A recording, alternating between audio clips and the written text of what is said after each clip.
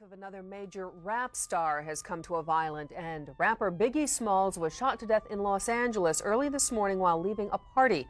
His death comes almost exactly 6 months to the day that another rapper, Tupac Shakur, was fatally shot in Las Vegas. It happened just after midnight here in Southern California after a joyous party turned tragic. The shooting occurred at just about 3:30 this morning, New York time. The shooting was here in the middle of LA's fashionable Wilshire district called Museum Row. The rapper's car was riddled with bullets, leaving him so badly wounded that he was pronounced dead at the nearby Cedars-Sinai Hospital. Suicidal Thoughts was one of the first depressive songs I was exposed to in my hip-hop journey. The track continues with a conversation between Biggie and Puff Daddy, where he contemplates suicide. In this passage, Biggie reflects on all the wrongs that he has done, and it concludes with him taking his own life. In his monologue, he says, "I swear to God, I just want to slit my wrists and end this bullshit, throw the magnum to my head, threaten to pull this shit." It is the final song off the album Ready to Die. This is rather eerie because only 3 years later, Biggie was found murdered on March 9th, 1997. In modern day hip-hop, you don't really have to go far to be exposed to the topic of depression. But has it always been this way? Recently, I've been thinking about the theme of depression in the hip-hop community. I wanted to point out a few of my favorite artists that actually have talked about depression within their own music.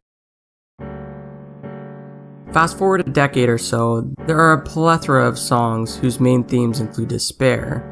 Even still, until the last few years, the motif of depression has not really been too prominent. Early in my discovery of hip-hop, I found the album Bastard, which was one of the most controversial albums of 2009. In this album, Tyler the Creator opens with an evil piano melody playing over a conversation with his therapist. In this segment, he converses with him about his depression and his fatherless childhood. Hearing somebody else talk about their issues candidly provided me with an outlet to work with my own issues as a teenager, and in turn helped me express my own emotions that I may have shied away from otherwise. Many use music as an outlet and a way to express their emotions. Odd Future isn't really an exception. Tyler was unable to express his emotions elsewhere, so he turned to music. This is where the other members of Odd Future come into play. Q-In, a 15-year-old rap prodigy expressing his sense of rebellion against the current music culture, eventually leading to Doris, I Don't Like Shit, I Don't Go Outside, and some rap songs. It was within these records where Earl explored his deep-seated sense of emptiness and depression. Earl discusses his fatherless life coming back in the music scene after being sent to Samoa for behavioral rehab. He speaks on what his life has become since then and the emotions he has. He explains this in Chum, where he says, the debut single on Doris. In his next studio album, I Don't Like Shit, I Don't Go Outside, he discusses this in a little bit more detail, where he says, I've been like this since the Motorola Razr, what a bastard that baby was. Where he explains that he's been like this for a long time, specifically since the Motorola Razr was a thing, meaning he's been struggling with these thoughts of depression ever since he was a little kid. In the past, he's even cancelled shows due to his depression. But Earl and Odd Future really aren't the only ones out there. We've actually lost many great artists due to mental illness, specifically Capital Steez, the right-hand man of Joey Badass and the most predominant figure in Pro Era. He struggled with his depression for years until his untimely death in 2012. And as much as I wish I could say the sickness stops there, it continues to hurt hip-hop culture to this day.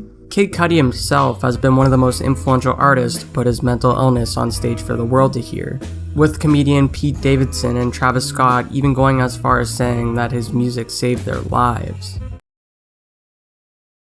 Q-In Mac Miller. At 18, he was only once known for his upbeat, good-feeling music, but over the years, he too fell into depression, which was highly reflected through his albums over the next 7 years. To me, Mac was different. I grew with his music. I saw him progress from that kid in high school rapping Kool-Aid and frozen pizza, all the way to swimming.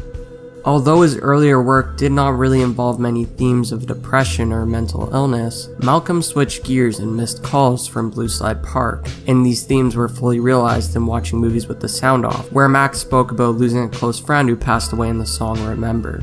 But when his persona of Delusional Thomas came, it was almost a cry for help from Malcolm. He explained the voice choice by saying, "To me it was a character and I wanted to give his own complete, everything." And I feel like that evil voice inside your head is always kind of in that pitch. His lyrics of depression and suicide are fully realized within this mixtape, especially where he states, "Yeah, what happens when I'm suicidal, vibrations all through my spinal, from the hits of the vinyl, my mind will be in the Bible, I will see the signs and I'll probably not understand a lot, rode into town yesterday straight from Camelot." But nothing came close to his mixtape Faces. On Faces, Mac looks at the many times he's been faced with death, and he acknowledges the dangers of the drugs he was using at the time, stating on Twitter that he wasn't even on planet Earth when he made Faces, not even close. But things changed when Swimming came out. Swimming was an attempt for Mac to look at his mental illness in a positive light and trying to cope with his past. This is especially shown in Self-Care, and during the time his manager Clancy even mentioned that Mac was at his best mental state ever. This also goes with the theme of the album, of how you have to jump in to swim, and that you have to keep your head above the water. More recently, in 2017 and 2018, Logic's infamous 1-800 states the clarity of the ongoing epidemic that needs to be spoken about more. The birth of emo rap came along with artists like X, whose thoughts of suicide and contemplation of death deeply influenced his lyrics, especially in songs like Jocelyn Flores and Depression and Obsession. The artist Lil Peep also used his music as a platform to express his feelings in the same way, almost like opening another path to making this topic even more acceptable to speak about in hip-hop. But whenever I think about all of this, I think, why? What is the benefit for them when they speak on this? While researching, I actually found a study where kids write and perform rap lyrics in a therapy session, where these kids go through a writing and recording process in their songs, and it works wonders for them.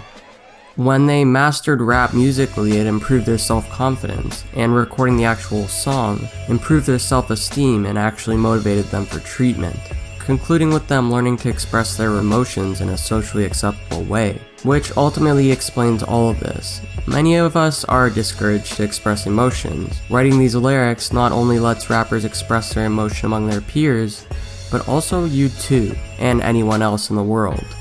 And that is how depression influences hip-hop. Thank you guys so much for watching, and until next time.